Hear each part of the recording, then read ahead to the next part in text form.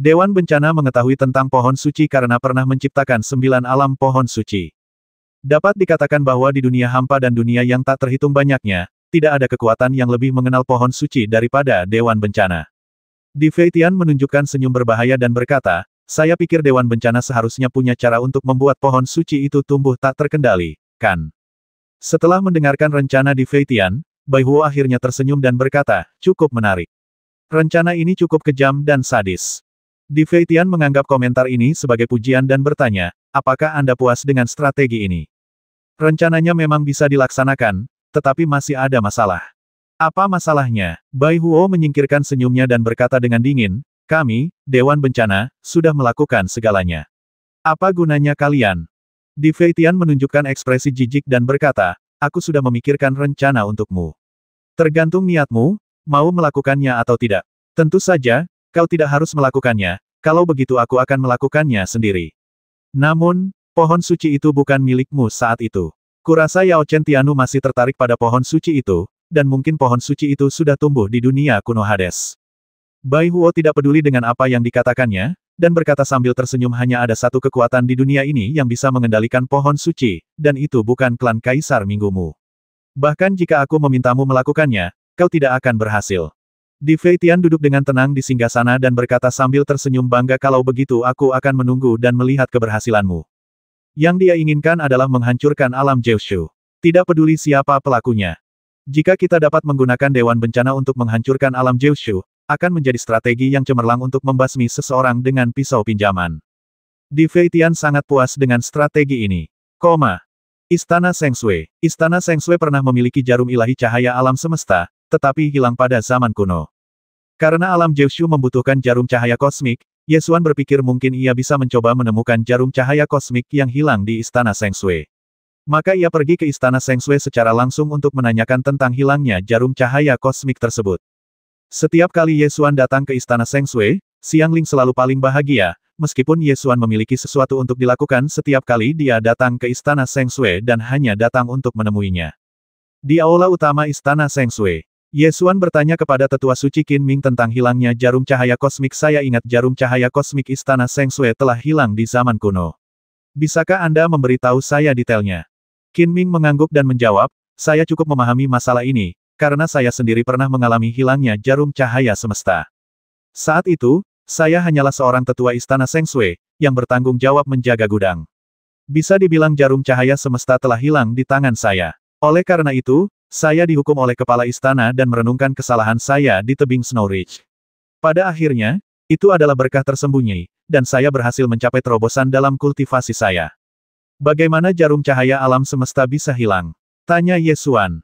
Seseorang menerobos masuk ke Istana Seng Sui dan mencuri jarum ilahi Zhou Guang, jawab Qin Ming. Menyelinap ke Istana Seng Sui, Ye Xuan sedikit terkejut.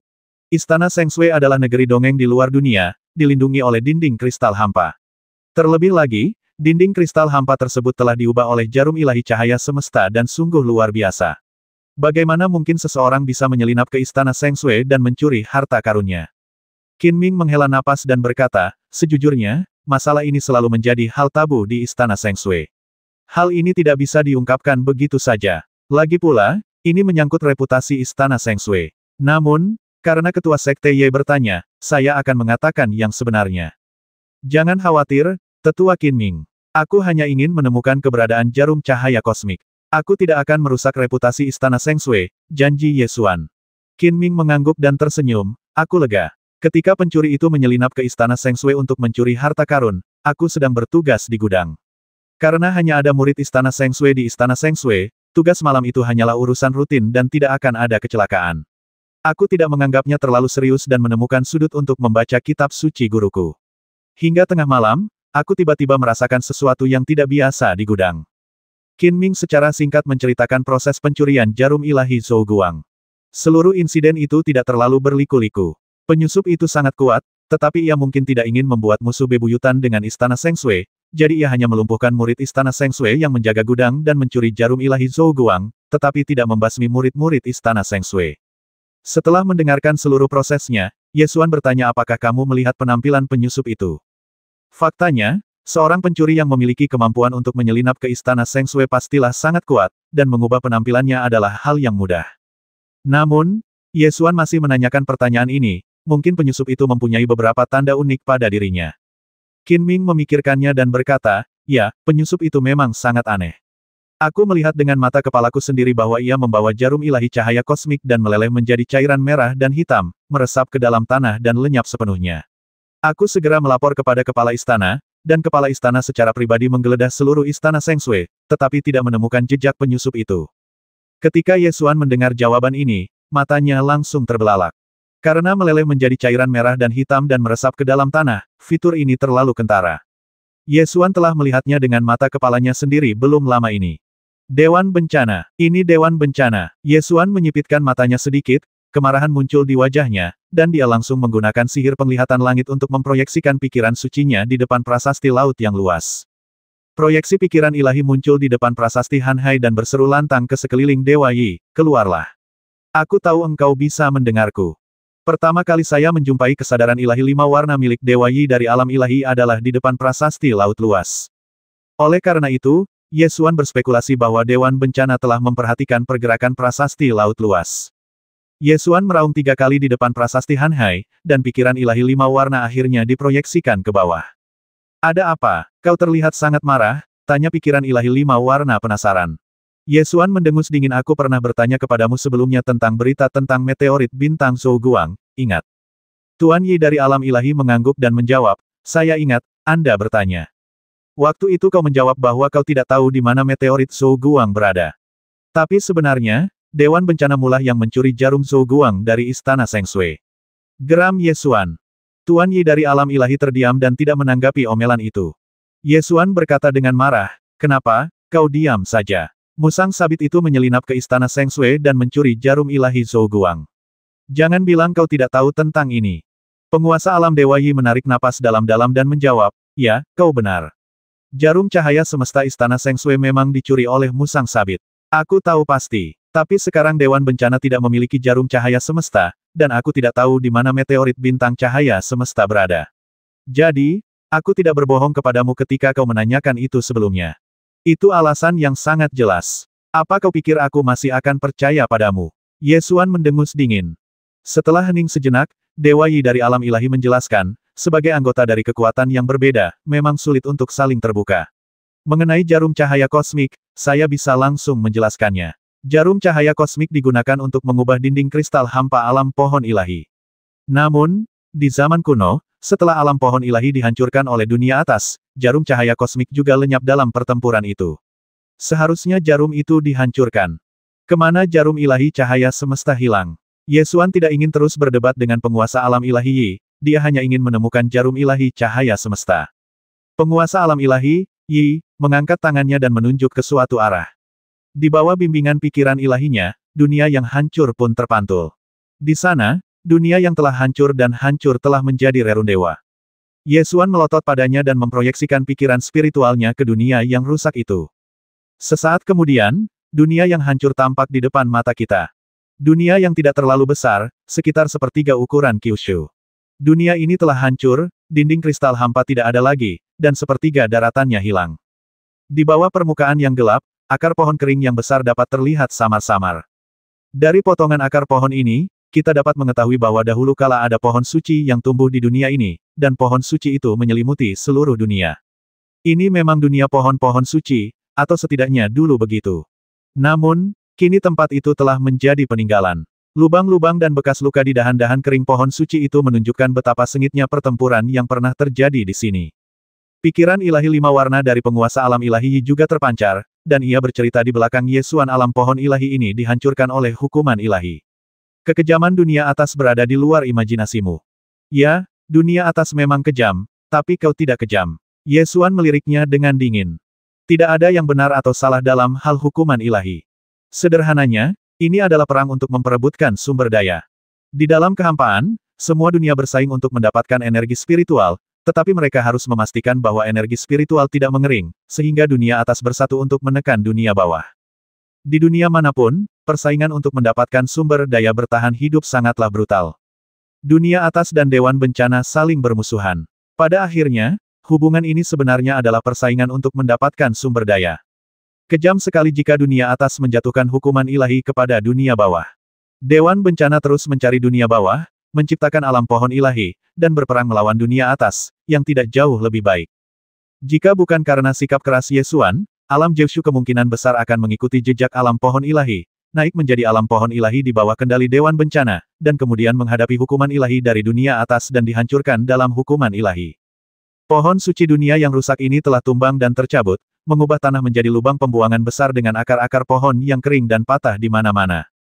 Yesuan memasuki rerun dewa dan mencoba mencari untuk melihat apakah dia dapat menemukan sesuatu. Penguasa alam ilahi mengikutinya dari belakang dan berkata, jarum cahaya kosmik memang telah hilang. Jika masih bisa ditemukan, kita pasti sudah mengambilnya sejak lama dan tidak akan terlestarikan sampai sekarang.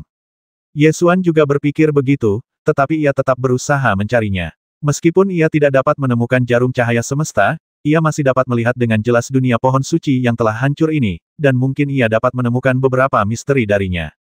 Tepat ketika Yesuan mengira eksplorasinya tidak akan membuahkan hasil, dia tiba-tiba menemukan sesuatu di dasar lubang akar pohon. Maka ia pun terbang turun dengan cepat, mengangkat tangannya dan meraih sesuatu dari rerun dewa di dasar Tiankeng. Ini adalah pecahan silinder, sepanjang lengan, yang telah patah. Bagian yang patah sangat rata, jelas terpotong oleh pisau tajam. Yesuan pernah melihat pedang Zhou Guang milik Kaisar Feitian. Oleh karena itu, sekilas dapat dikenali bahwa pecahan silinder ini adalah meteorit bintang Zhou Guang. Dan melihat bentuk pecahan ini, jelas itu adalah bagian dari jarum ilahi cahaya kosmik. Penguasa alam ilahi mengikutinya dan sedikit terkejut melihat potongan jarum cahaya kosmik yang setengah rusak.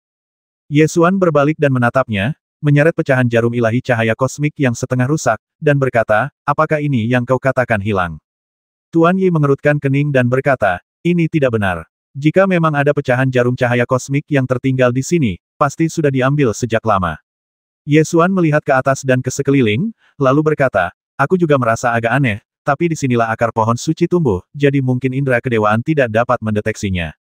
Yang muncul di sini sekarang adalah proyeksi kesadaran ilahi Yesuan, jadi dia tidak bisa mengambil kembali pecahan jarum cahaya semesta. Tubuh aslinya harus datang ke sini untuk mengambilnya.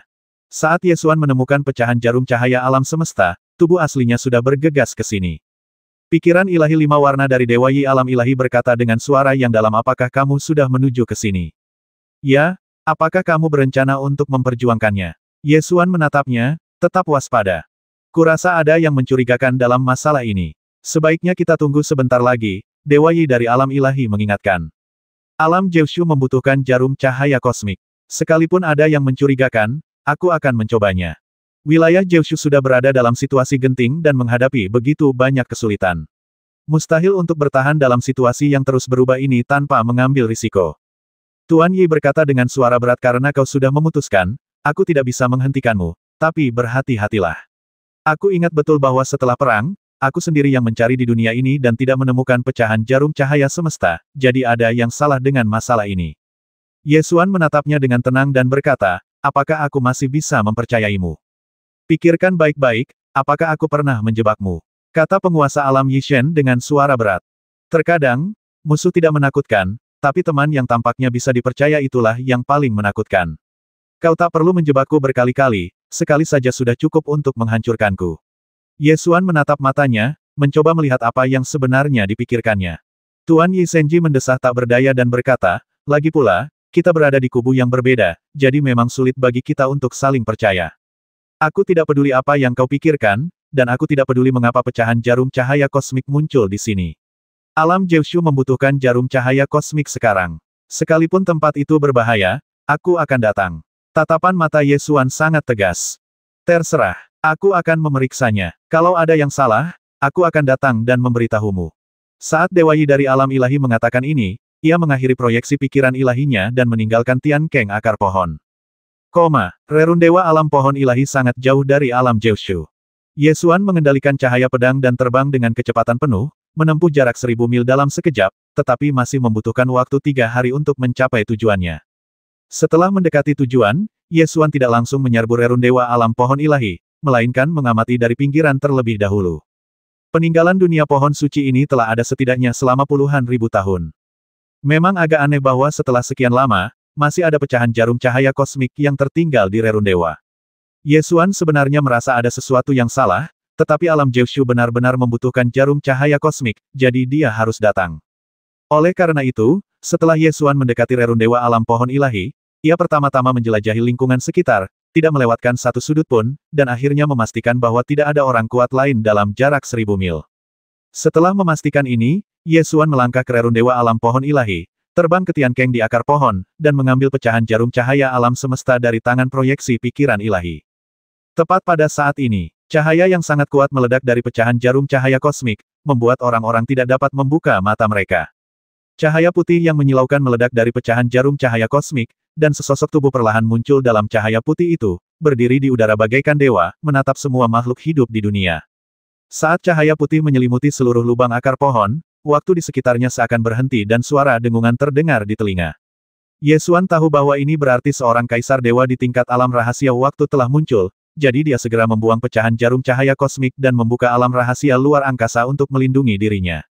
Sosok bagaikan dewa dalam cahaya putih itu perlahan berkata, ini pertama kalinya kita bertemu. Senang bertemu denganmu.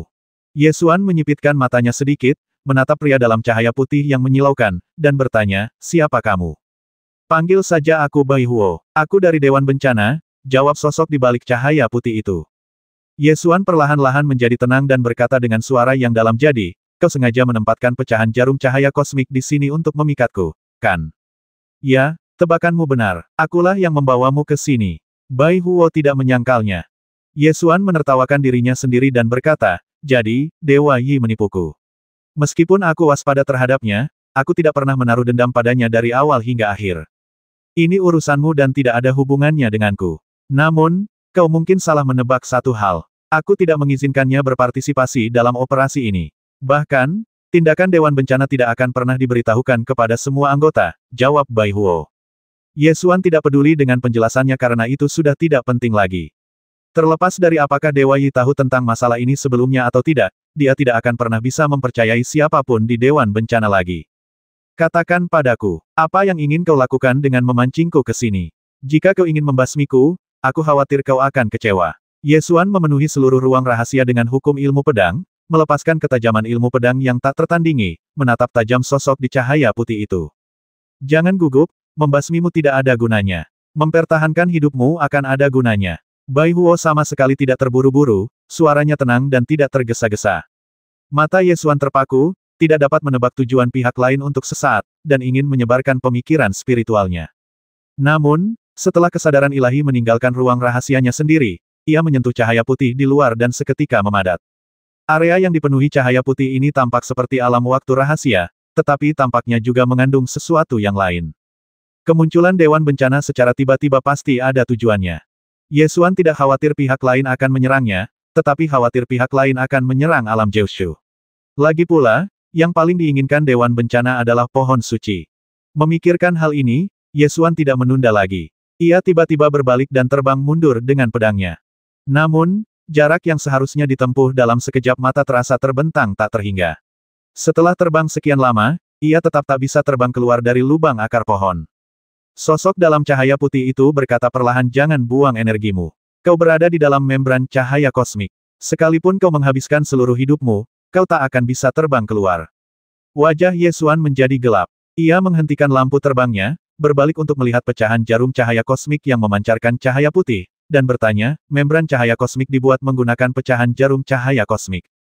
Kau memang sangat cerdas. Membran cahaya kosmik yang diciptakan oleh membran cahaya kosmik yang dipadukan dengan membran cahaya kosmik adalah batas yang tak bisa kau hindari seumur hidupmu. Suara Bai Huo menembus membran cahaya kosmik dan bergema di angkasa. Ye Xuan tidak menyerah. Tiba-tiba ia menghunus pedangnya dan menebas. Cahaya pedang membelah ruang antara langit dan bumi lalu menebas ke arah membran cahaya kosmik, namun membeku saat memotong wilayah rahasia ruang angkasa. Bahkan cahaya pedang pun membeku, dan Ye Xuan akhirnya mengerti betapa dahsyatnya kekuatan membran cahaya kosmik yang diciptakan oleh alam rahasia waktu dan meteorit bintang cahaya kosmik. Seolah-olah dalam membran cahaya kosmik, seluruh waktu telah berhenti. Karena waktu berhenti, bahkan cahaya pedang tetap melayang di udara selamanya. Ye Xuan mencoba memperluas wilayah rahasia luar angkasa dan menerobos blokade membran cahaya kosmik, tetapi dia tidak bisa melakukannya sama sekali. Ranah alam rahasia waktu lebih tinggi daripada ranah rahasia antariksa. Di bawah tekanan absolut alam ini, mustahil menggunakan alam rahasia antariksa untuk menembus blokade membran cahaya kosmik. Jangan buang-buang energimu. Kalau aku mau, aku bisa menjebakmu di sini selamanya dan menyia-nyiakan hidupmu, kata Bai Huo dengan sedikit bangga. Ekspresi Ye Xuan berangsur-angsur menjadi serius, dan dia mencoba menemukan misteri alam yang terkandung dalam membran cahaya kosmik. Akan tetapi, hal ini sangat sulit, sebab setelah kesadaran ilahi menyentuh membran cahaya kosmik, ia akan langsung mengeras, artinya, ia tidak dapat menyebar maupun ditarik kembali. Ye Xuan mengayunkan pedangnya berulang kali, mencoba memotong membran cahaya kosmik. Meski tak bisa menyentuhnya, ia berusaha sekuat tenaga. Karena Ye Xuan telah mengetahui satu hal, karena Dewan Bencana telah menjebaknya di sini dan tidak menargetkannya, maka targetnya pastilah alam Jiushu dan pohon suci. Selama aku terjebak di sini 1 jam lagi, keluargaku di Kyushu akan berada dalam bahaya yang lebih besar.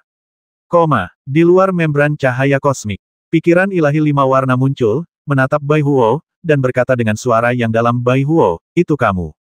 Ada apa denganku? Bai Huo menatap kesadaran ilahi 5 warna dan bertanya dengan nada bercanda.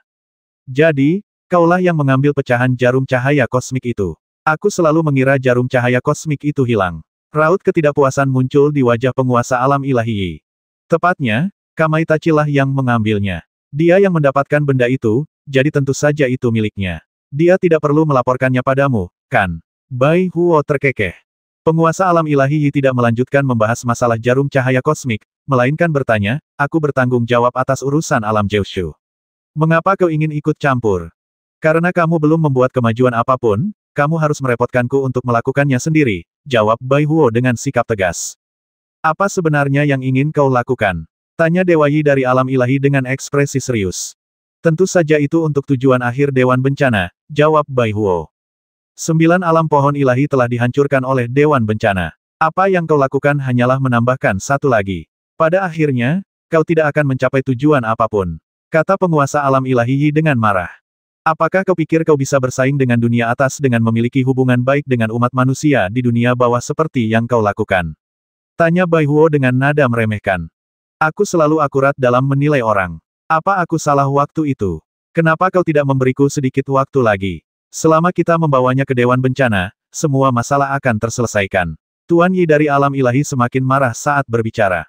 Cukup, berhentilah membela cara pandangmu terhadap orang lain. Itu tidak ada artinya. Yang kita butuhkan adalah pohon suci, dunia pohon suci, dan kekuatan untuk melawan bencana pemusnahan. Itu bukan cara pandangmu terhadap orang lain. Bai Huo meninggikan suaranya dan menghentikan Yi, penguasa alam ilahi, dari berdebat.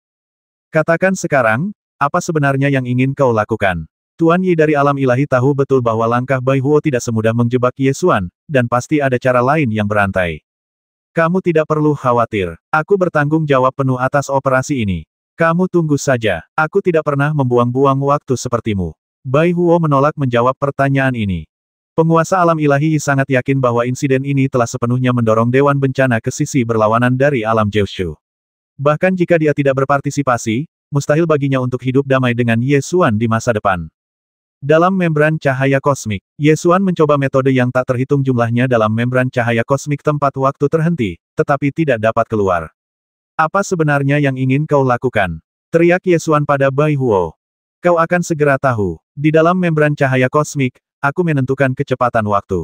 Rasanya hanya sesaat, tetapi sebenarnya, waktu mengalir cepat dalam hitungan tahun.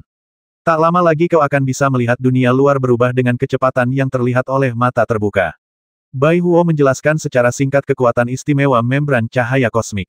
Ye Xuan memandang keluar dan melihat bahwa di luar membran cahaya kosmik, waktu berlalu dengan cepat. Sehari berlalu dalam sekejap.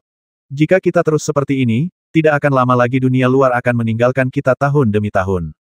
Waktu berlalu begitu cepat sehingga jika terjadi sesuatu di alam Jiushu, saya tidak akan bisa kembali untuk menyelamatkan. Ye Xuan memelototi Bai Huo dan berkata dengan marah, sebaiknya kau jangan biarkan aku keluar, kalau tidak aku akan membalas 2 kali lipat apa yang kau lakukan pada alam Jiushu. Bai Huo tidak setuju dan bercanda, yang harus kau lakukan sekarang adalah memohon padaku untuk membiarkanmu keluar sebelum waktumu habis. Waktu berlalu cepat. Sebelum seorang pun menyadarinya, 3 bulan telah berlalu di alam Kyushu. Pada awalnya, Su Zexue hanya tahu bahwa Ye Xuan telah melewati celah di dinding kristal dan melakukan perjalanan jauh, dan dia tidak terlalu khawatir. Lagi pula, Ye Xuan sering melakukan ini dan akan pergi selama beberapa bulan sekaligus.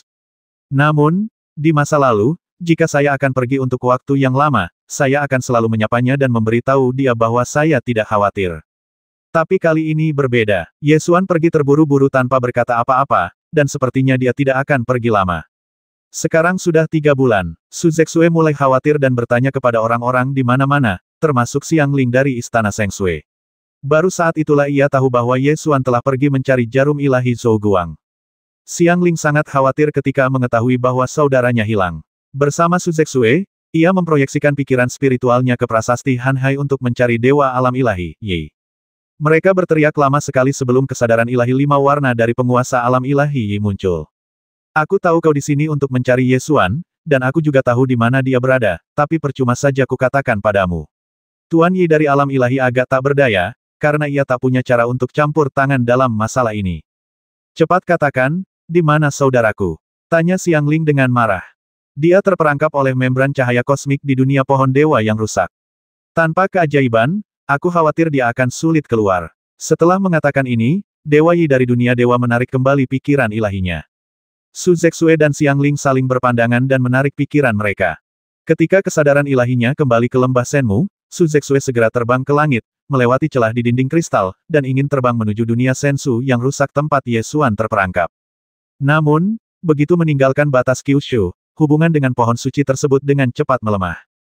Ranting-ranting pohon suci mulai tak terkendali, dan ranting serta akar yang tadinya menambal retakan di dinding kristal dengan erat pun mengendur, menyebabkan retakan di dinding kristal kembali terbuka. Badai kehampaan yang bergelora menerjang alam Kyushu, dan hampir menimbulkan bencana. Su Zexue tiba-tiba terjebak dalam dilema.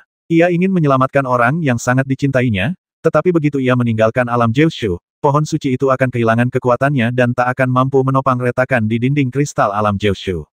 Dia menggertakkan giginya, matanya sedikit merah, dan akhirnya berbalik dan kembali ke Jiushu untuk mendukung langit Jiushu.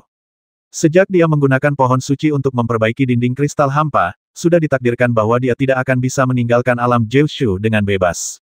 Melolong, Thunderball datang dengan sayap mengepak, membawa Su Zexue kembali ke lembah Senmu, dan bertanya dengan suara lirih ada apa.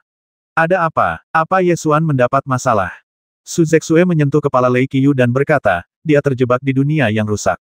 Aku tidak bisa pergi, jadi Lei Qiu harus pergi bersamamu. Melolong, Lei Qiu tampak percaya diri dan setuju jangan khawatir. Aku akan pergi menyelamatkannya. Bola petir itu jatuh ke lembah Senmu, dan setelah menurunkan Su Zexue, ia menjerit ke langit, mengembangkan sayapnya, membubung tinggi ke angkasa, dan terbang keluar batas. Tepat pada saat ini, 2 sosok meluncur melalui kehampaan untuk mengejar bola petir itu, berbaring di belakang bola petir itu, seolah-olah mereka akan beraksi bersama. Mereka adalah Gai dan Tong. Ketika Su Zexue melihat kedua gadis itu hendak mengikuti Lei Qiu, dia langsung khawatir dan berteriak, kalian berdua, jangan main-main. Tong menepuk bulu Lei Qiu dan berkata, ayo pergi. Lei Qiu merasa tidak ada salahnya mengajak kedua gadis kecil itu keluar bersama. Petir emas menyambar, dan dalam sekejap mata, retakan muncul di dinding kristal dan terbang menuju alam pohon ilahi patah. Meskipun Su Zexue tidak dapat meninggalkan alam Jiushu, dia dapat mengikutinya dengan menggunakan proyeksi pikiran ilahi. Dia bergegas berjalan menuju batang pohon suci, duduk bersandar di sana, memejamkan mata, dan memancarkan pikiran-pikiran sucinya. Saat berikutnya, proyeksi pikiran spiritualnya muncul di bagian belakang bola guntur. Kalian berdua berhenti main-main dan cepat kembali, Su Zexue menasihati dengan cepat. Sebaliknya, Tong menghiburnya dengan sungguh-sungguh, jangan khawatir, Suster Zexue. Kami akan menyelamatkan kakak. Kecepatan terbang bola petir itu sangat cepat. Dalam waktu kurang dari 3 hari, bola itu tiba di depan rerun dewa alam pohon ilahi dan melihat lapisan film cahaya kosmik yang bersinar dengan cahaya putih. Bola guntur itu meraung ke langit dan menukik langsung ke udara. Namun, saat bola petir itu bersendewa dengan membran cahaya kosmik, bola petir itu seolah terbang ke angkasa tanpa batas. Sejauh apapun ia terbang, ia tetap di tempat yang sama dan tidak bisa bergerak maju sama sekali. Melolong, melolong, melolong. Bola guntur itu bersiul terus-menerus, namun tak peduli bagaimana ia memanggil atau bagaimana ia terbang, ia tidak dapat bergerak maju seinci pun. Di dalam film kosmik, Ye Xuan melihat bola guntur yang membawa Gai dan Tong muncul, dan juga melihat proyeksi kesadaran ilahi Su Zexue. Karena waktu mengalir begitu cepat, gambar yang kita lihat berlalu begitu cepat, dan gerakan setiap orang dipercepat ribuan kali.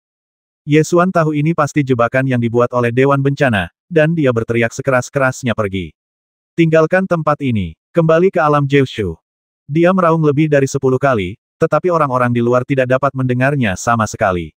Suara tak dapat terpancar, pikiran ilahi tak dapat terpancar, bahkan cahaya pedang pun dipadatkan di alam waktu rahasia yang dipancarkan oleh membran cahaya kosmik. Bola petir itu mengepakkan sayapnya dengan kuat, mencoba menembus membran cahaya kosmik, tetapi ia gagal. Sekeras apapun ia mencoba, ia tak bisa bergerak maju sedikit pun. Bola petir itu tidak bisa terbang lagi, kata Tong sambil berdiri, memegang tangan Gai, dan mengerutkan kening. Kedua saudari itu saling berpandangan, mengangkat tangan mereka secara bersamaan, dan melepaskan pedang virtual. Dua cahaya pedang melilit lengan mereka, lalu energi kehampaan melonjak. Dengan suara wus, mereka melesat menembus kehampaan, melintasi jarak ribuan kaki, dan menghantam bagian dalam membran cahaya kosmik. Tong melemparkan dirinya ke pelukan Ye Xuan dan langsung terkikik kegirangan. Ye Xuan tertegun sejenak. Ia tak menyangka kedua gadis kecil itu benar-benar bisa menembus lapisan cahaya kosmik. Kakak, kami akan membawamu keluar. Kedua gadis kecil itu memegang tangan Ye Xuan di kiri dan kanan, siap untuk pergi melalui kehampaan. Bai Huo sedikit terkejut menemukan seseorang bisa menembus membran cahaya kosmik. Ia mengangkat tangannya untuk meningkatkan kekuatan membran cahaya kosmik lagi. Gelombang energi hampa. Kali ini, cahaya pedang Void Blade juga memadat di alam rahasia waktu membran cahaya kosmik dan tidak dapat melewatinya. Bai Huo menatap kedua gadis kecil itu dan berkata dengan penuh minat, garis keturunan yang menarik yang benar-benar bisa menembus membran cahaya kosmik. Jika kekuatan mereka lebih kuat, mereka mungkin bisa menembus membran cahaya kosmik. Namun, kekuatan mereka masih terlalu lemah. Mudah untuk masuk, tapi lupa untuk keluar. Gai Hetong berbalik dan memelototi sosok dalam cahaya putih itu, sangat kesal. Ye Xuan menyentuh kepala mereka, menarik mereka kembali ke sisinya, dan memperingatkan mereka di sini sangat berbahaya, jangan tinggalkan tempat rahasiaku. Waktu di dunia luar masih berlalu dengan cepat. Proyeksi kesadaran ilahi Suzexue di luar membran cahaya kosmik berteriak tanpa henti. Ye Xuan bisa melihatnya berteriak, tetapi tidak bisa mendengar suara apapun. Ia menekan telapak tangannya pada membran cahaya kosmik dan berteriak padanya, memintanya untuk kembali ke alam Jiushu dan melindungi dirinya sendiri. Akan tetapi, ketika suara itu bertemu dengan membran cahaya kosmik, ia berhenti seperti halnya suara lainnya.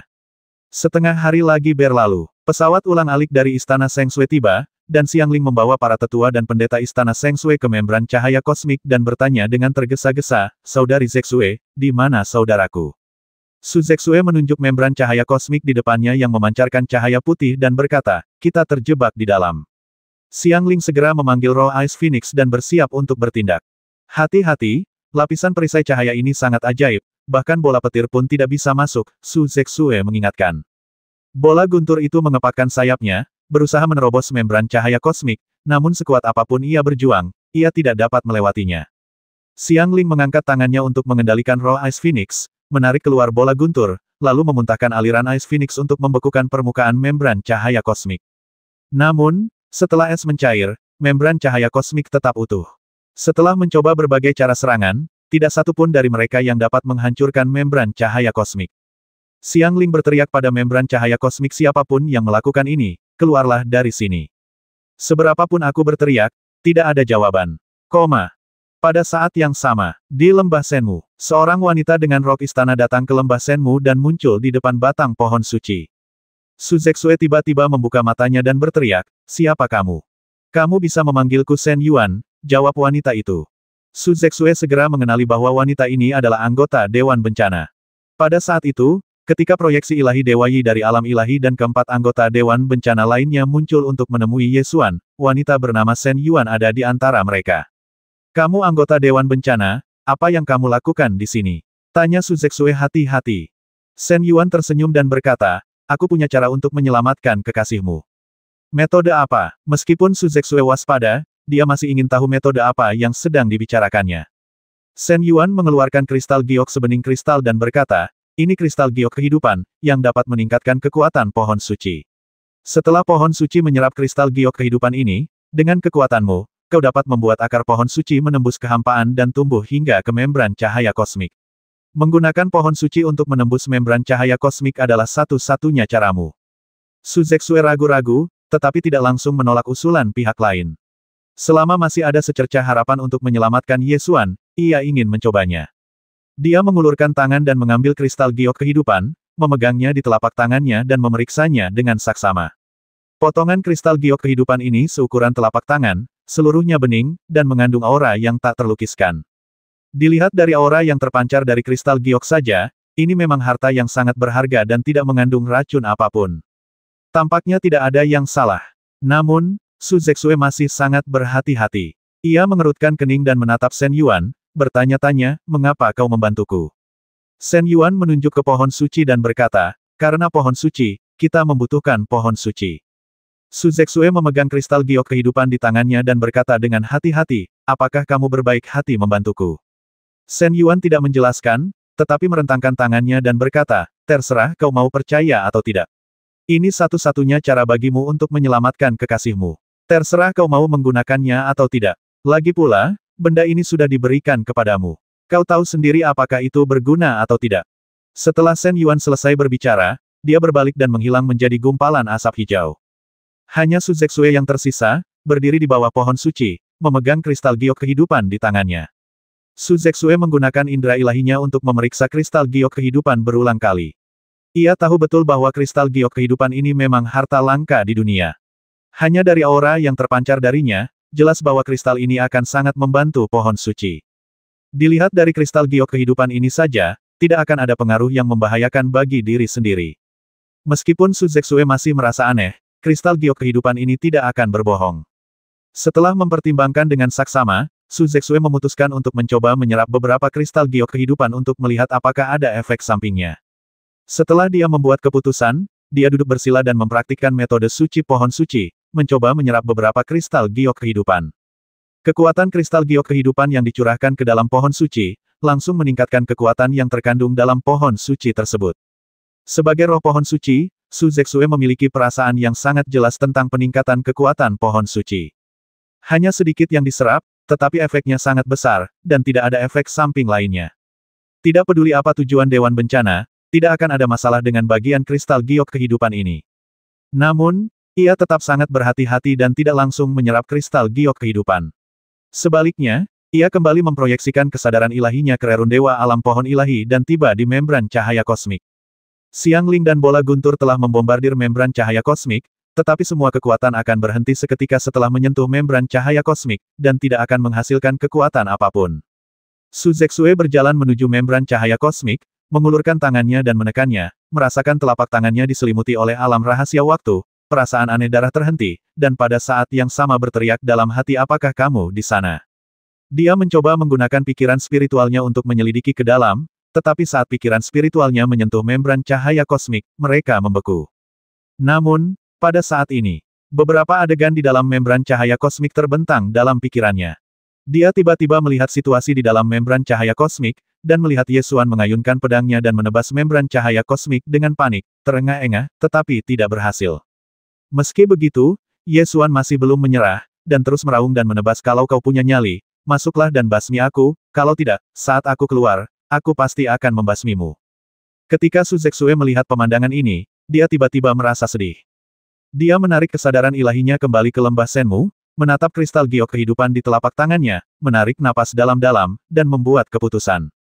Dia menutup matanya dan mulai mengendalikan pohon suci untuk menyerap kristal giok kehidupan. Kekuatan kristal giok kehidupan dengan cepat mengalir ke pohon suci, dan kekuatan yang terkandung dalam pohon suci itu melonjak dengan cepat. Su Zexue merasakan kekuatan pohon suci meningkat, dan segera menerobos batas alam Jiushu. Dia sangat gembira dan mulai mencoba membuat akar pohon suci itu melintasi kehampaan dan tumbuh di dekat membran cahaya kosmik. Setelah mencoba beberapa kali, akhirnya saya berhasil. Akar pohon suci muncul dari kehampaan dan tumbuh di depan membran cahaya kosmik. Tunas pun tumbuh dari akarnya, cabang dan daun pun tumbuh, dan mulai meluas ke arah membran cahaya kosmik, berusaha agar pohon suci itu dapat menembus membran cahaya kosmik dan tumbuh ke bagian dalam membran cahaya kosmik. Kekuatan pohon suci menerobos penghalang membran cahaya kosmik dan tumbuh ke bagian dalam membran cahaya kosmik. Ye Xuan agak terkejut melihat pohon suci itu tumbuh, dan segera mengulurkan tangan untuk mengambil salah satu dahan pohon suci itu. Saat telapak tangannya menyentuh dahan pohon suci, dia dan Su Zexue merasakan hubungan telepati dan bisa merasakan detak jantung satu sama lain. Ye Xuan buru-buru berteriak, lindungi dirimu. Lindungi dirimu. Jangan khawatirkan yang lain. Di tengah-tengah perkataannya, Bai Huo mengangkat tangannya dan mengayunkan seberkas cahaya, memotong cabang-cabang pohon suci. Batang pohon suci dipotong, dan Su Zexue segera mengendalikan pohon suci dan mempercepat pertumbuhannya. Akar-akar pohon suci menembus tanah dan menyelimuti seluruh rerun dewa dunia pohon suci. Pohon-pohon suci itu satu persatu muncul dari tanah, dan dengan vitalitasnya yang luar biasa kuat, mereka mengubah separuh rerun dewa menjadi lautan pepohonan hijau. Sebuah bunga magnolia tumbuh di batang pohon suci dan berubah wujud menjadi manusia. Su Zexue muncul di mahkota pohon suci dalam tubuh magnolia, mengendalikan pohon suci untuk bergerak menuju film cahaya kosmik. Cabang dan akar pohon suci yang tak terhitung jumlahnya menembus membran cahaya kosmik dan menembus ke dalamnya, hendak menghancurkan membran cahaya kosmik sepenuhnya. Namun, Bai Huo hanya perlu menggerakkan jari-jarinya, dan ribuan pohon suci yang tumbuh di membran cahaya kosmik akan dipotong menjadi bubuk. Di alam rahasia waktu, segala perjuanganmu sia-sia, kata Bai Huo dengan sorot mata bangga dan ekspresi acuh tak acuh, serta nada bercanda. Ye Xuan berteriak keras di luar, ingin Su Zexue mendengarnya. Su Zexue telah mendengar teriakan Ye Xuan melalui cabang-cabang pohon suci, tetapi dia merasakan kekuatan yang melonjak di pohon suci dan ingin menggunakan kekuatan ini untuk menerobos membran cahaya kosmik dan membantu Ye Xuan. Pohon suci itu tumbuh semakin cepat. Batangnya yang tebal menjulang dari tanah, dan pohon suci yang besar itu menyelimuti seluruh rerun dewa. Kali ini, laju pertumbuhan pohon suci itu berkali-kali lipat lebih cepat dari sebelumnya. Ye Xuan berada di dalam membran cahaya kosmik dan melihat situasi yang bahkan lebih mengerikan. Hampir dalam sekejap mata, ruang di luar membran cahaya kosmik dipenuhi dengan cabang dan daun pohon suci. Laju pertumbuhan pohon suci yang gila-gilaan membuat Ye Xuan merasa ada sesuatu yang salah. Tepat pada saat ini, bukan hanya pohon-pohon suci di rerun dewa alam pohon suci yang mulai tumbuh liar, tetapi pohon-pohon suci di alam Jiushu juga mulai tumbuh liar. Su Zexue awalnya mencoba menggunakan pohon suci untuk menerobos membran cahaya kosmik, tetapi saat berikutnya ekspresinya membeku, dan dia segera menarik pikiran sucinya ke lembah pohon suci. Sambil mendongak, dia melihat pohon suci yang tadinya menempati separuh langit di Jiushu, mulai tumbuh liar, ingin tumbuh ke daratan yang lebih jauh dan lebih luas, serta segera menutupinya. Ekspresi Su Zexue tiba-tiba menjadi serius, dan dia dengan cepat mengaktifkan sihir pohon suci untuk menekan pertumbuhan pohon suci. Namun, gelombang energi kehidupan meledak dari pohon suci itu dan tidak dapat dibendung sama sekali. Pohon-pohon raksasa tumbuh satu demi satu, pohon-pohon yang menjulang tinggi, dengan cepat memperluas ruang yang ditempati oleh pohon suci itu. Pada saat ini, Su Zexue akhirnya mengetahui apa efek dari kristal giok kehidupan.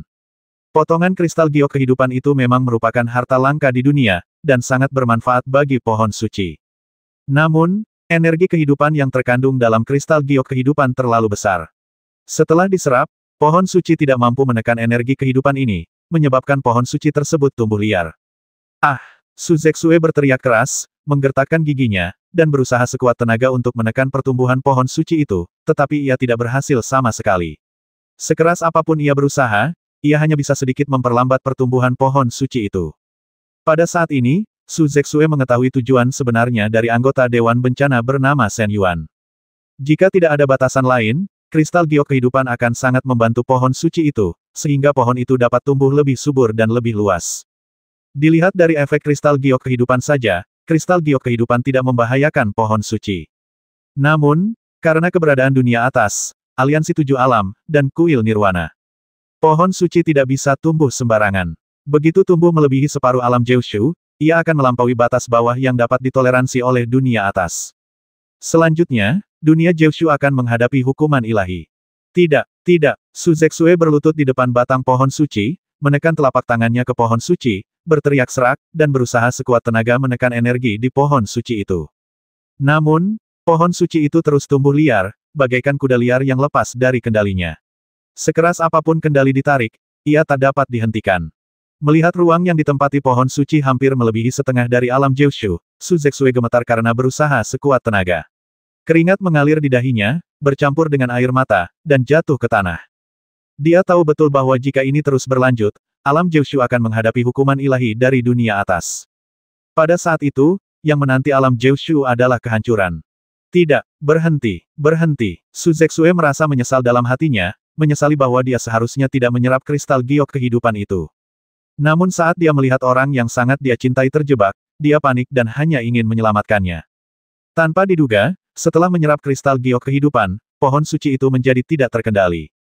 Su Zexue meletakkan tangannya di batang pohon suci dan memohon, "Tolong, hentikan, hentikan." Dia awalnya ada di sini untuk menjaga tanah air bagi kekasihnya yang sedang berjuang di luar, tetapi sekarang dia akan mendatangkan bencana yang akan menghancurkan seluruh dunia Kyushu. Dia merasa takut dan gemetar seluruh tubuhnya. Dia tahu betul bahwa jika hukuman dewa datang, dia akan menjadi orang berdosa dan tidak akan sanggup menghadapinya lagi. Suzexue berteriak sekuat tenaga, tetapi tidak ada gunanya. Pohon suci itu tumbuh makin cepat dan tak dapat dihentikan sama sekali. Sisa-sisa dunia pohon suci, dalam membran cahaya kosmik. Bai Huo menunjuk ke arah alam Jeushu dan berkata dengan penuh emosi, sungguh sia-sia menyerahkan pohon suci ini ke tanganmu. Perhatikan baik-baik, pohon suci ini hanya dapat menunjukkan nilai sejatinya di tangan Dewan Bencana. Yesuan melihat pohon suci di alam Jeushu tumbuh pesat dan dalam sekejap mata telah melampaui setengah luas alam Jeushu. Wajahnya tiba-tiba menjadi gelap dan ia memelototi Bai Huo dengan marah. Apakah ini rencanamu? Yesuan berteriak padanya. Bai Huo merentangkan tangannya dan menjawab, kamu sudah melihat semuanya, mengapa kamu masih bertanya? Serang aku kalau berani. Kau pikir kau siapa berani mempermalukan seorang wanita? Geram Yesuan. Tatapan Bai Huo berubah dingin dan dia mencibir, kalau aku datang padamu, kau pasti sudah mati. Seharusnya kau bersyukur aku tidak membasmimu. Mata Yesuan hampir menyemburkan api. Ia menunggu dengan marah dan berkata sambil menggertakkan gigi, sebaiknya kau berdoa agar aku tidak bisa menembus membran cahaya kosmik, kalau tidak, saat aku keluar, aku akan musnah. Tepat pada saat ini, proyeksi pikiran Di Feitian muncul di membran cahaya kosmik, berdiri berdampingan dengan Bai Huo, sambil mencibir, kamu harus menghemat energimu dan perlahan-lahan menikmati akhir dari 9 provinsi. Dalam waktu kurang dari sehari, pohon suci di alam Jeushu telah tumbuh lebih dari setengahnya. Kuil Senyap, yang selama ini menaruh perhatian pada alam Jeushu, segera bergabung dengan aliansi 7 alam untuk mulai membahas masalah hukuman ilahi. Sebagai wakil dari alam Dewa Naga berjenggot berusaha sekuat tenaga untuk menengahi. Namun, alam pohon ilahi adalah dunia yang paling ditakuti oleh dunia atas. Oleh karena itu, begitu pohon ilahi tumbuh liar di dunia bawah, hukuman ilahi akan dijatuhkan, dan bahkan Dewa Naga berjenggot pun tidak akan mampu menghentikannya. Kuil sunyi seharusnya sudah dimulai. Jika tidak terjadi hal yang tak terduga, seharusnya Santo 9 Bayi yang bertanggung jawab menjatuhkan hukuman ilahi kali ini. Selama Santo 9 Bayi bertindak, dia pasti tidak akan menunjukkan belas kasihan. Di Feitian melihat ke arah Jeushu Realm dan berbicara dengan ekspresi puas di wajahnya. Yesuan sangat marah sehingga dia melemparkan pedangnya dengan keras, dan dengan suara dentang, dia menghancurkan proyeksi pikiran Di Feitian. Proyeksi pikiran ilahi Di Feitian hancur berkeping-keping, dan setelah beberapa saat, pikiran-pikiran itu berkumpul kembali.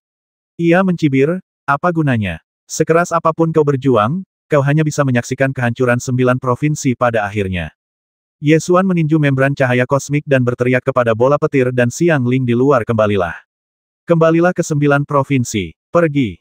Ketika Siang Ling menyadari bahwa pohon-pohon suci di sekitarnya tak terkendali, ia tahu sesuatu yang buruk telah terjadi. Namun, melihat ekspresi cemas kakaknya, ia menyadari bahwa situasinya serius. Dia segera meraih bola guntur yang menyerang membran cahaya kosmik dan berkata dengan cemas, bola guntur, alam Jeushu dalam bahaya, ayo cepat kembali. Melolong. Lei Qiu sangat tidak rela, tetapi dia tahu bahwa segala sesuatu di sana lebih penting, jadi dia melolong beberapa kali ke arah langit, lalu terbang ke udara sambil membawa Siang Ling kembali ke alam Jeushu dengan kecepatan tercepat. Pada saat yang sama, perwakilan dari aliansi 7 alam, Kuil Senyap, dan Istana Tao Kueyun tengah berdebat sengit mengenai masalah mendatangkan hukuman dewa ke alam Jeushu. Dewa Naga berjenggot dan Taois Kueyun berharap untuk lebih toleran terhadap alam Jeushu. Jangan terburu-buru menjatuhkan hukuman ilahi. Alam Jeushu selalu membatasi pertumbuhan pohon suci. Ini mungkin hanya kecelakaan. Mungkin masih bisa diperbaiki. Master Tao Kueyun berbicara untuk alam Jeushu. Santo 9 Bayi mendengus dingin, dalam setengah bulan terakhir, pohon suci itu tidak berhenti tumbuh sedetik pun. Kini ia menempati 60% wilayah di 9 provinsi, jauh melampaui batas hukuman ilahi. Terlebih lagi, hingga kini, pohon suci itu masih tumbuh, tanpa niat untuk berhenti sama sekali.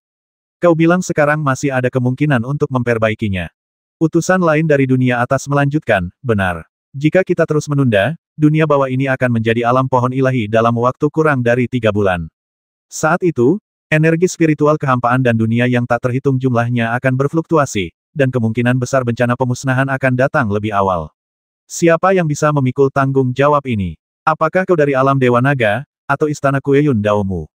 Ekspresi Dewa Naga berjenggot dan Taois Kueyun menjadi muram. Mereka tak mampu membantah pernyataan ini. Hal ini karena jumlah dunia atas di kehampaan dan dunia yang tak terhitung jumlahnya telah lama mencapai batas atasnya, dan pembatasan kenaikan dunia bawah juga merupakan aturan yang ditetapkan bersama oleh semua dunia atas dan gerbang abadi di luar dunia.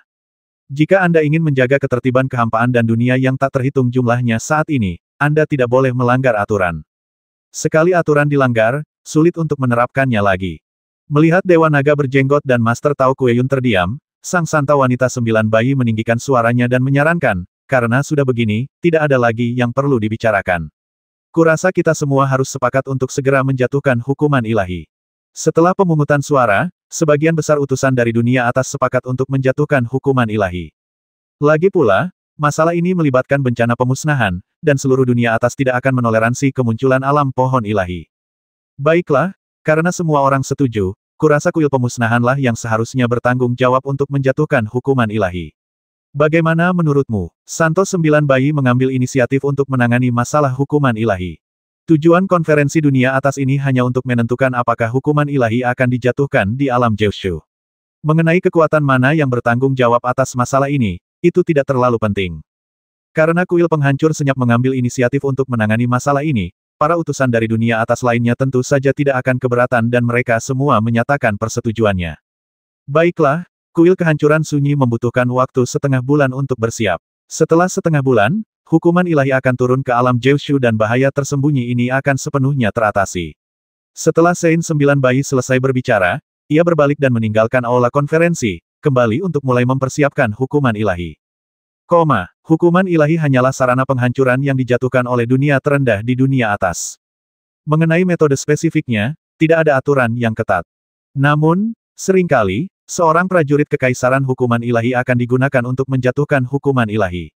Jika dunia tingkat bawah sangat lemah, satu serangan dari prajurit kekaisaran hukuman ilahi sudah cukup. Jika dunia bawah berjuang sampai mati, setelah serangan prajurit kaisar hukuman ilahi, perang hukuman ilahi mungkin akan terjadi. Pada saat itu, dunia atas akan mengirimkan pasukan hukuman dewa untuk lebih menghancurkan dunia bawah yang melanggar aturan.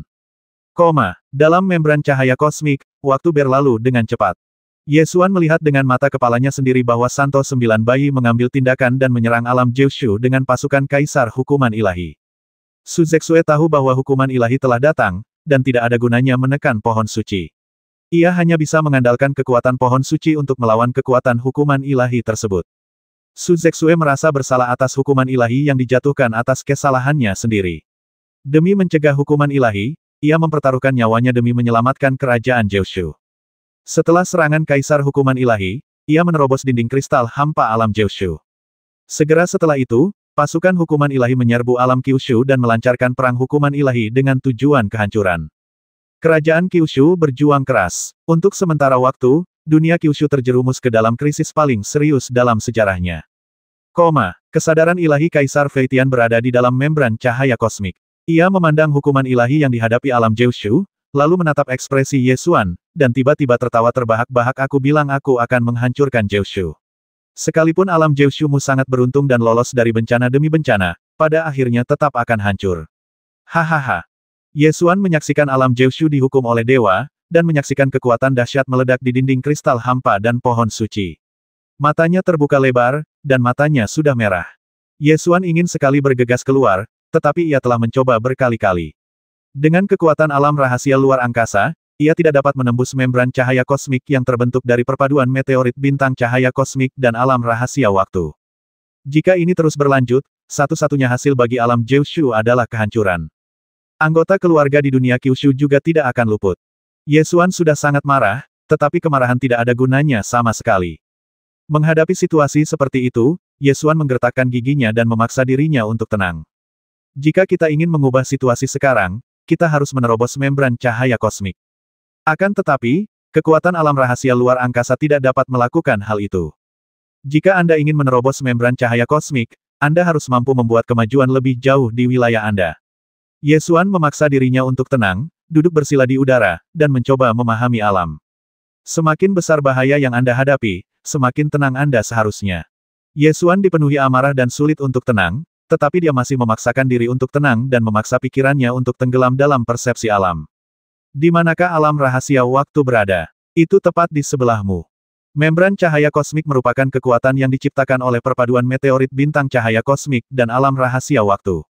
Ketika kesadaran ilahi bersendewa dengan membran cahaya kosmik, ia akan segera mengeras dan tidak dapat ditarik kembali. Karena tidak mampu menyelidiki dengan indera kedewaannya, Yesuan hanya mengulurkan tangan untuk menyentuhnya, merasakannya dengan telapak tangannya, merasakan kekuatan yang terkandung dalam alam rahasia waktu dengan jari-jarinya, dan menggunakan kulit di ujung jarinya untuk mengalami misteri setiap detail halus dari membran cahaya kosmik. Ledakan. Setiap kali hukuman dewa dijatuhkan, sebuah lubang besar akan terbentuk di langit Jeoshu. Suzexue terbang di udara, menggunakan akar pohon suci untuk menambal lubang besar di langit berulang kali. 9 bayi suci terbang keluar dinding kristal kekosongan, mengendalikan para prajurit kaisar hukuman ilahi, membombardir dinding kristal kekosongan alam Jeoshu berulang kali, menghancurkannya berkeping-keping. Pada saat itu, kilat keemasan menyambar dari jarak yang sangat jauh. Bola guntur itu bersiul dan menerkam langsung ke arah 9 bayi suci, mengangkat cakarnya untuk menangkapnya. Sang Santo 9 bayi melambaikan tangannya untuk menangkis bola petir, tatapannya berubah dingin dan dia hendak berteriak. Xiangling sudah berhenti di depan batas Jeoshu dan berteriak, "Apa yang akan kau lakukan?" Sang Santa 9 bayi tampak acuh tak acuh dan berkata dengan dingin, kuil sunyi telah menjatuhkan hukuman ilahi. Jika istana salju ilahi tidak ingin menimbulkan masalah, keluarlah dari sini. Istana Sengshui dan kerajaan Jeoshu akan hidup dan mati bersama. Jika kau berani menyakiti kerajaan Jeoshu, istana Sengshui tidak akan pernah hidup berdampingan denganmu. Teriak Xiangling dengan nada tegas. Sein 9 bayi melengkungkan bibirnya, menyeringai, dan berkata, apa itu istana salju ilahi? Jika kau berani menghentikan hukuman ilahi, maka kau akan dihancurkan bersama 9 provinsi. Saat Santo 9 bayi berbicara, dia melambaikan tangannya dan memerintahkan pasukan hukuman ilahi, hancurkan 9 provinsi. Pasukan hukuman dewa yang dibentuk oleh dunia atas segera dibagi menjadi 7 tim dan menyerang alam Jeoshu. Kalian, Xiangling ingin menghentikan mereka, tetapi satu orang tidak dapat menghentikan seluruh pasukan hukuman ilahi. Ia memelototi Santo 9 bayi, memanggil roh Phoenix S, dan menyerang Santo 9 bayi. Pengadilan kematian. Santo 9 bayi memanggil prajurit kaisar hukuman ilahi dan hendak menyerang Xiangling. Meskipun Xiangling mengambil alih istana Sengshui, kultivasinya sendiri masih belum cukup untuk menahan serangan prajurit kaisar hukuman ilahi. Melolong. Bola petir itu bersiul dan melesat maju dengan kilat keemasan. Ia menghancurkan serangan para prajurit kaisar hukuman ilahi dan mengangkat cakarnya untuk menangkap Santo 9 bayi. Xiangling dan Lei Qiu mulai mengepung Sein 9 bayi, mencegahnya melanjutkan menjatuhkan hukuman dewa di alam Jeoshu. Akan tetapi, meski begitu, pasukan hukuman dewa telah memasuki alam Jeoshu. Pasukan hukuman ilahi, yang dibentuk oleh banyak dunia superior, telah mencapai puncak kehampaan dalam hal kekuatan tempur, dan setiap senjata yang dikerahkannya memiliki kekuatan untuk menghancurkan dunia. Bahkan jika Santo 9 bayi tidak mengambil tindakan lagi, hasil akhir dari alam Jeoshu hanyalah kehancuran. Suzexue mempertaruhkan nyawanya untuk menghentikan pasukan hukuman dewa, hanya ingin menebus kesalahan yang telah dibuatnya. Barangkali hanya dengan jatuh ke dalam hukuman ilahi, dosa dapat sedikit diringankan. Pasukan hukuman ilahi memasuki alam Jeoshu, dan Akademi Kunpeng memanggil semua tanah suci dan sekte utama untuk bergabung untuk bertarung. Tentara Long Yuan, tentara Zhou besar dan banyak tentara lainnya juga bergabung untuk menghadapi musuh. Api perang hukuman dewa perlahan-lahan membakar hingga mencapai klimaksnya. Karena dunia atas paling takut pada pohon suci, pasukan hukuman dewa menganggap pohon suci sebagai target serangan utamanya. Setiap serangan yang dilancarkan oleh pasukan hukuman dewa akan menghancurkan seluruh wilayah pohon suci hingga hancur berkeping-keping. Serpihan pohon suci yang tak terhitung jumlahnya jatuh dari langit dan mendarat di bumi, seolah-olah langit telah runtuh. Untuk sementara waktu, dunia Kyushu terjerumus ke dalam kiamat. Pada saat yang sama, di dalam membran cahaya kosmik, Yesuan tahu bahwa alam Jeoshu sedang dalam bahaya, tetapi dia tidak dapat berbuat apa-apa kecuali dia dapat menembus penghalang membran cahaya kosmik. Akan tetapi, dengan tingkat kultivasi saat ini, mustahil untuk memecahkan misteri alam rahasia waktu. Yesuan ingin menenangkan diri dan mencoba memahami misteri alam rahasia waktu, tetapi dia tahu dengan jelas bahaya macam apa yang tengah dihadapi alam Jeoshu. Semakin Anda khawatir, semakin sulit untuk berkonsentrasi. Yesuan mengepalkan tinjunya, memaksa dirinya untuk tenang, menggertakkan giginya dan menggunakan pikirannya untuk memahami misteri membran cahaya kosmik. Bai Huo melihat Yesuan memejamkan mata dan memasuki kondisi meditasi, lalu bertanya dengan nada bercanda, apa yang akan dia lakukan? Melihat dunianya akan hancur, dia tidak berani membuka mata untuk melihatnya. Proyeksi kesadaran ilahi di Fei Tian melirik Ye Xuan dan mencibir dengan jijik. Tidak, semut ini ingin menembus blokade membran cahaya kosmik dengan menerobos alam pada saat kritis. Ketika Bai Huo mendengar ini, dia seolah mendengar lelucon paling lucu di dunia dan tertawa terbahak-bahak. Dia benar-benar berani memikirkan hal ini. Tahukah kau, dia benar-benar berani berpikir begitu. Dia pernah melakukannya di keajaiban suci Dewa Bintang. Kau pikir kau harus mengeksekusinya sekarang? Kalau tidak, semuanya akan kacau saat dia menerobos alam, canda di Fei Tian. Bai Huo tertawa terbahak-bahak dan berkata dengan nada menghina, apa kau pikir alam rahasia waktu bisa dipahami oleh sembarang orang? Hanya kau yang akan mengkhawatirkan hal seperti itu. Sebenarnya, di Fei Tian juga berpikir begitu. Alasan dia mengatakan itu tadi hanya untuk menggoda Bai Huo. Aku cuma bercanda. Lagi pula, semut tetaplah semut. Orang-orang yang datang dari dunia bawah pada akhirnya akan jatuh kembali ke lumpur. Setelah mengatakan ini, Di Fei Tian berteriak ke arah Ye Xuan alam Jiushu akan segera dihancurkan. Tidakkah kau ingin melihatnya lagi? Kudengar roh pohon suci adalah istri pertamamu, dan ia akan segera dihancurkan bersama pohon suci itu. Mendengar kata-kata Di Fei Tian, Ye Xuan gemetar, pikirannya kacau, dan ia hampir tak mampu menahan derasnya darah di tubuhnya, dan terluka parah akibat serangan balik dari kultivasinya. Bola cahaya keemasan segera muncul dari pedang Kunpeng dan menyelimuti Ye Xuan. Perkataan Kaisar Binatang Kunpeng keluar dari pedang tetaplah tenang dan jangan terpengaruh olehnya. Ye Xuan juga ingin menenangkan diri, tetapi mengetahui bahaya yang dihadapi kerabatnya di alam Jiushu, sulit baginya untuk tenang. Melihat tubuh Ye Xuan gemetar, Di Fei Tian tertawa lebih liar lagi. Dendam antara kau, seekor semut, dan aku seharusnya berakhir di Tritunggal Maha Kudus Dewa Bintang. Untunglah kau masih hidup sampai sekarang. Sebagai hukumanmu, aku akan membiarkanmu menyaksikan kehancuran 9 provinsi di depan matamu. Inilah yang pantas kau dapatkan. Ye Xuan mengepalkan tinjunya, menggertakkan giginya, dan meninju membran cahaya kosmik. Ia menggunakan luka di tinjunya yang robek oleh membran cahaya kosmik untuk menutupi amarah di hatinya, sekaligus ia juga menggunakan luka itu untuk merasakan kekuatan istimewa yang terkandung dalam membran cahaya kosmik. Meskipun Kaisar Binatang Kunpeng tidak pandai mengajar orang untuk berlatih, ia tetap berusaha mengingatkan mereka ruang dan waktu adalah dua fondasi alam semesta. Setiap tempat di alam semesta terbentuk dari ruang dan waktu. Setiap dunia seperti ini, yang paling umum adalah dunia keabadian. Ini adalah dunia yang diciptakan oleh kombinasi alam rahasia ruang dan alam rahasia waktu. Kalian telah melihat banyak dunia keabadian, seperti Istana Sheng Sui dan wilayah Pedang Qingqiao. Sebenarnya, setelah menjadi Kaisar Dewa, Ye Xuan telah memikirkan tentang apa itu alam rahasia waktu. Meskipun ia belum memahami misteri alam rahasia waktu, ia sudah memiliki sedikit pemahaman tentangnya. Ruang dan waktu adalah dua fondasi utama yang membentuk alam semesta. Ruang melambangkan luas dan bersifat statis. Waktu melambangkan kedalaman dan perubahan. Ruang ada dalam bentuk materi, dan waktu adalah proses perubahan materi. Waktu terus bergerak maju tanpa henti, dan materi berubah tanpa henti. Ruang hanya ada pada saat ini. Waktu tidak memiliki awal dan akhir, dan terus mengalir maju. Ye Xuan tahu apa itu waktu, tetapi ingin memahaminya, mengendalikannya, dan menggunakannya adalah masalah lain. Kerajaan Jiushu kini tengah menghadapi kesulitan dan tidak ada waktu untuk memahaminya secara perlahan.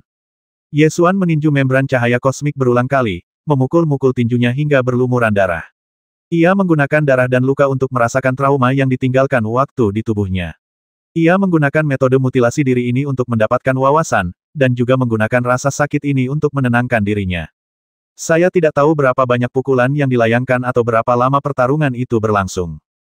Tinju Ye Xuan menghantam membran cahaya kosmik berkali-kali, meninggalkan luka tebal di tinjunya, berdarah dan kabur, dan orang hampir bisa melihat tulang pucat di bawah daging dan darah.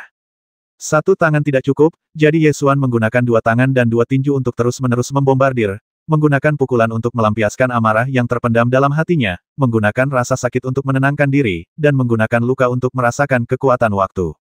Ejekan Di Fei Tian dan Bai Huo masih terngiang di telinganya. Ye Xuan mendengarkannya, melupakannya, mengabaikannya, tidak menanggapi, dan hanya fokus pada hal-hal yang ada di depannya. Teruslah memukul sampai mati rasa, dan memukul menjadi kebiasaan. Kau tak memikirkan kapan itu dimulai atau kapan itu akan berakhir. Persepsi ini dengan cerdik menciptakan kesamaan dengan waktu. Waktu memang seperti ini, tidak ada awal dan akhir, ia mengalir terus tanpa henti. Ye Xuan merasakan perasaan yang tak terlukiskan di hatinya. Ia hanya fokus pada saat ini, memukul berulang kali, terus-menerus mengulangi perasaan indah ini. Gai dan Tong masih berada di membran cahaya kosmik. Dia terus menatap segala sesuatu di sekelilingnya dengan tatapan waspada. Tong melihat tinju kakaknya berlumuran darah dan air mata mengalir di wajahnya, tetapi ia tak berani menghentikannya. Ia hanya bisa mengerutkan bibir dan mengarahkan Void Blade ke arah Di Feitian dan Bai Huo di luar alam rahasia. Di Feitian dan Bai Huo memperlihatkan ekspresi jijik di wajah mereka dan memperhatikan Ye Xuan memukul membran cahaya kosmik dengan penuh minat, seolah-olah mereka sedang memperhatikan seekor tikus yang berjuang mati-matian di dalam sangkar. Ulet sekali. Semakin rendah hati makhluk itu, semakin ia ingin bertahan hidup di saat seperti ini. Apa gunanya? Di Feitian mengerucutkan sudut mulutnya, mengejek. Ini adalah norma bagi makhluk tingkat rendah. Meskipun mereka begitu rendah hati sehingga keberadaan mereka tak berarti, mereka tetap mati-matian berusaha hidup lebih lama dan menyia-nyiakan energi spiritual antara langit dan bumi. Jika makhluk-makhluk rendah hati ini tidak menyia-nyiakan energi spiritual, bagaimana mungkin bencana pemusnahan terjadi? Tatapan Bai Huo juga mencemooh. Di Feitian memperhatikan cukup lama, perlahan-lahan kehilangan minat, menoleh ke arah alam Jiushu, dan berkata dengan santai, kurasa hukuman dewa telah mencapai tingkat terberatnya. Sudah hampir waktunya bagimu untuk mendapatkan pohon suci, kan? Ingat, aku sudah memberitahumu rencana ini, yang sama saja dengan aku memberimu pohon suci.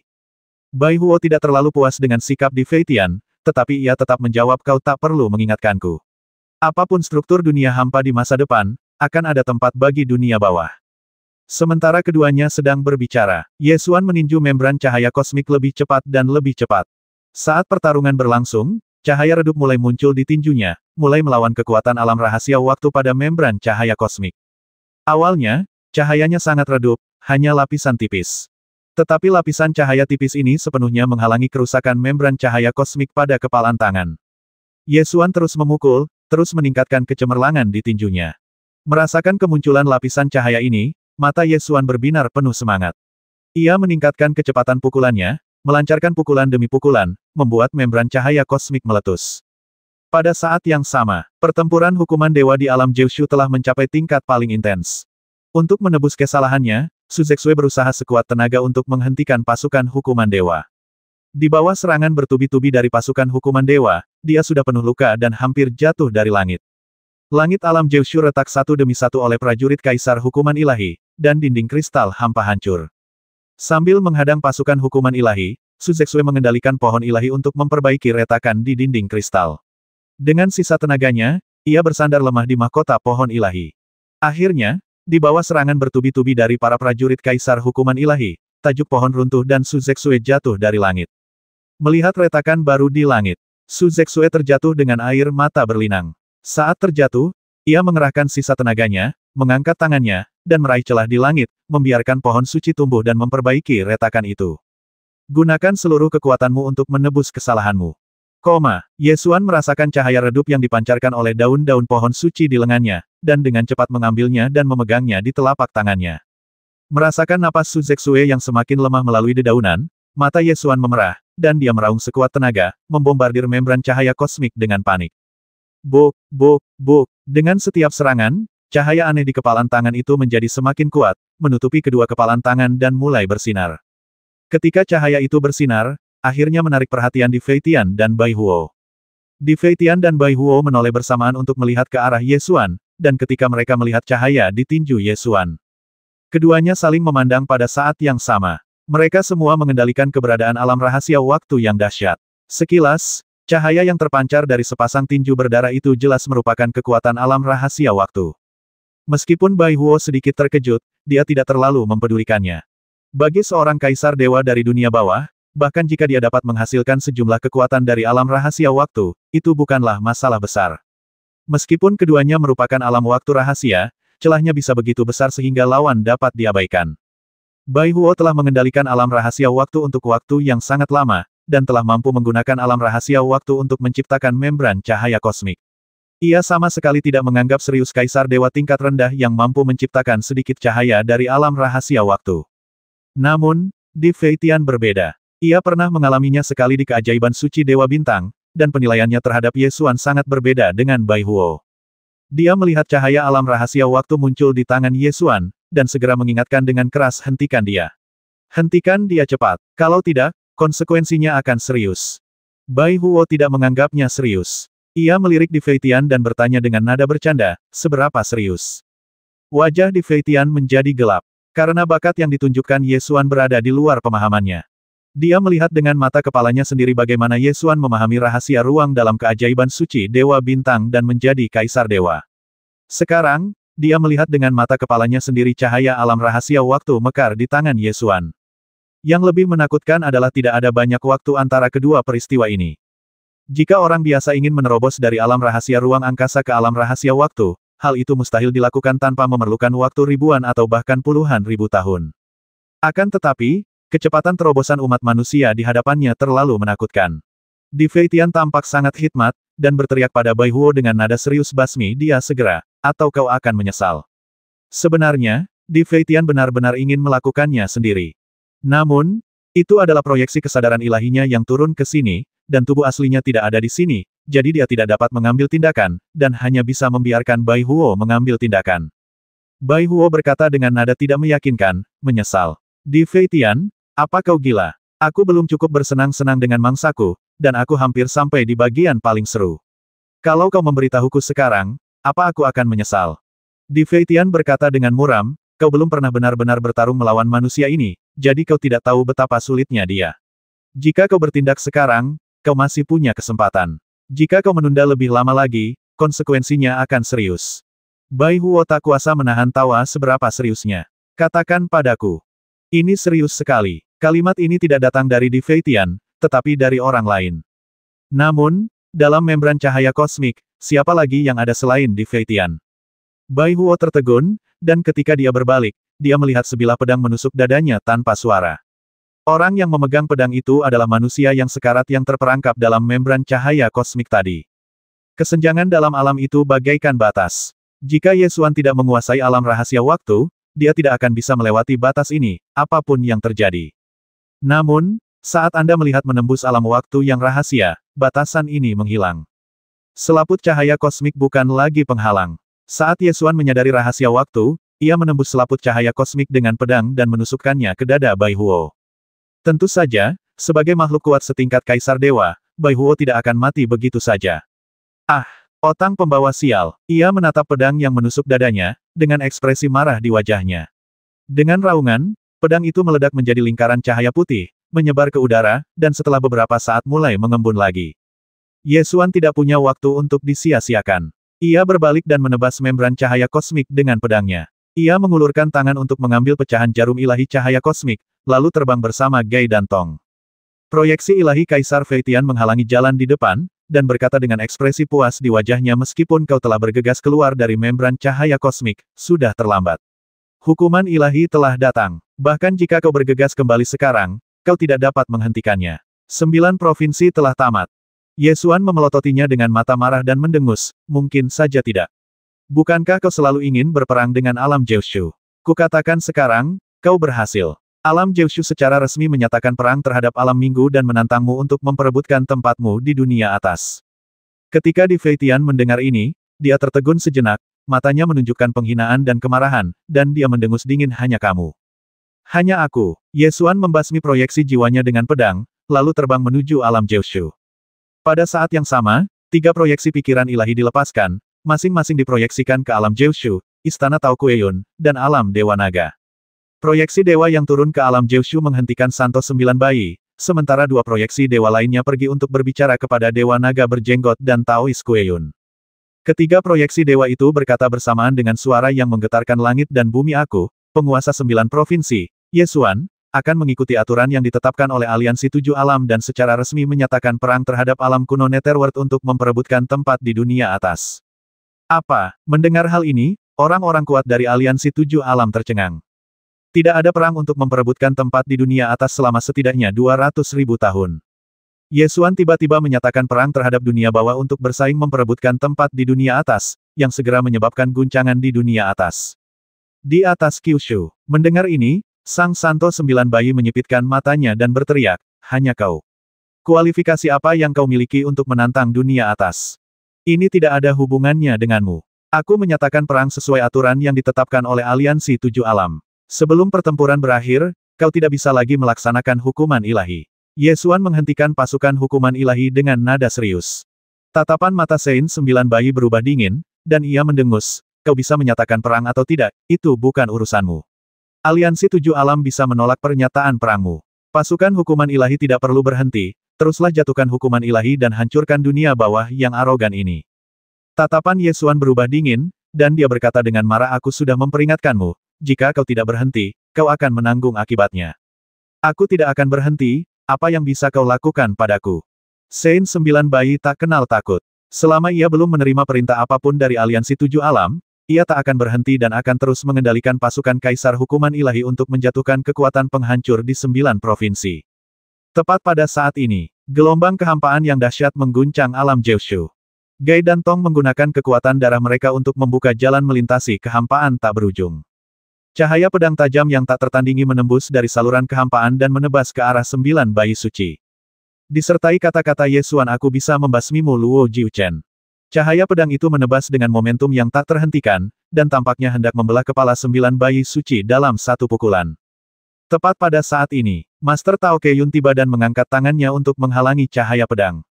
Pada saat yang sama, ia berteriak kepada Saint Nine Infants, Aliansi Tujuh Alam telah resmi mengadakan pertemuan kosong untuk membahas deklarasi perang ini. Hukuman ilahi harus segera dihentikan. Sambil memarahi Santo 9 Bayi, Master Tao Keiyun juga membujuk Ye Xuan, jangan impulsif. Santo 9 Bayi adalah pemimpin yang bertanggung jawab atas hukuman ilahi ini dan mewakili Aliansi Tujuh Alam. Jika kau membasminya, Aliansi Tujuh Alam akan marah, dan Aliansi Tujuh Alam kemungkinan besar akan menolak pernyataan perangmu. Hentikan sekarang. Aku akan mengupayakan pernyataan perang untuk 9 provinsi di perundingan Void Aliansi Tujuh Alam. Ye Xuan tetap tenang. Ia menyimpan pedangnya dan menunggu pembicaraan hampa dari Aliansi Tujuh Alam. Aliansi Tujuh Alam telah memutuskan untuk mengadakan perundingan kekosongan untuk membahas deklarasi perang, sehingga hukuman ilahi dapat dihentikan. Pasukan hukuman ilahi tidak memiliki dendam terhadap Ye Xuan seperti halnya Santo 9 Bayi, jadi setelah mendengar perintah yang disampaikan oleh Master Tao Keiyun, mereka segera berhenti dan kembali ke Aliansi Tujuh Alam. Pada akhirnya, hanya Sein 9 Bayi yang tersisa. Bahkan jika dia ingin melanjutkan hukuman ilahi, dia tidak bisa berbuat apa-apa. Dia hanya bisa menatap Ye Xuan dengan penuh kebencian dan pergi dengan jentikan lengan bajunya. Setelah menghentikan hukuman dewa, Master Tao Keiyun menoleh ke arah Ye Xuan dan berkata, perundingan kekosongan Aliansi Tujuh Alam akan diadakan 7 hari lagi, dan kau boleh hadir. Setelah Taois Keiyun menyampaikan berita tentang pembicaraan hampa, dia berbalik dan pergi. Ye Xuan tidak punya pikiran untuk memikirkan Void Talk untuk saat ini. Ia berbalik dan terbang ke alam Jiushu untuk melihat keadaan Su Zexue. Su Zexue terluka parah. Saat melihat kekasihnya kembali, rasa bersalah menggelora di hatinya. Begitu ia rileks, matanya meredup dan ia pun jatuh. Ye Xuan segera memeluknya dan memberinya beberapa pil penyembuh. Setelah beberapa saat, aku merasakan dia gemetar dan terisak dalam pelukanku. Tidak apa-apa, tidak apa-apa. Ye Xuan mengelus rambutnya yang basah oleh keringat di dahinya dan menghiburnya dengan lembut. Maafkan aku, maafkan aku. Su Zexue menyembunyikan wajahnya, tubuhnya yang lemah gemetar, dipenuhi rasa bersalah, dan berkata dengan suara parau, ini semua salahku. Ini semua salahku. Seharusnya aku tidak menyerap kristal giok kehidupan itu. Ini semua salahku. Jangan sedih. Musuh yang kuat sedang bermain trik secara diam-diam dan kita tidak bisa melawan mereka. Jangan khawatir, semuanya akan baik-baik saja, Ye Xuan menghibur dengan lembut. Su Zexue menangis lama sekali sebelum akhirnya tertidur lelap. Untuk melawan hukuman dewa, ia berusaha sekuat tenaga, dan sejumlah besar pohon suci hancur dan tumbang ke tanah. Ye Xuan membawanya kembali ke istana Sensu untuk beristirahat, dan kemudian pergi ke ruang luar untuk menerima laporan dari penjaga rahasia burung hantu malam. Tuan muda, meskipun hukuman dewa kali ini berat, target utamanya adalah pohon suci, jadi kerusakan di berbagai penjuru Kyushu tidak terlalu parah dan semuanya masih dalam batas toleransi. Jiyan, Kapten Night Owl Dark Guard, melapor dengan hormat. Sampaikan perintah ini dan sampaikan kepada semua tempat suci dan sekte di alam Jiushu bahwa perang dengan alam minggu tidak dapat dihindari. Mereka harus mengerahkan seluruh kekuatan mereka untuk memenangkan perang ini. Ye Xuan memberi perintah. Baik, Jiyan menerima pesanan itu dan turun untuk menyampaikan pesan. Semakin besar kekuatan eksternal, semakin bersatulah tempat-tempat suci dan sekte-sekte utama di dunia Jiushu. Akan tetapi, wilayah Kyushu terlalu luas, dan pasti ada beberapa oknum yang tidak bertanggung jawab. Ketika berita deklarasi perang Ye Xuan terhadap alam kuno dunia bawah menyebar, beberapa sekte mulai menuduh lembah Senmu gagal mengendalikan pohon suci, yang mengakibatkan hukuman dewa dan memaksa alam Jiushu berperang dengan alam kuno dunia bawah. Setelah mendengar berita itu, Ye Xuan mengirim perintah kepada pengawal rahasia Night Owl sekte mana yang mengucapkan kata-kata ini. Berikan sekte itu perahu terbang Void dan suruh mereka keluar dari 9 provinsi. 1710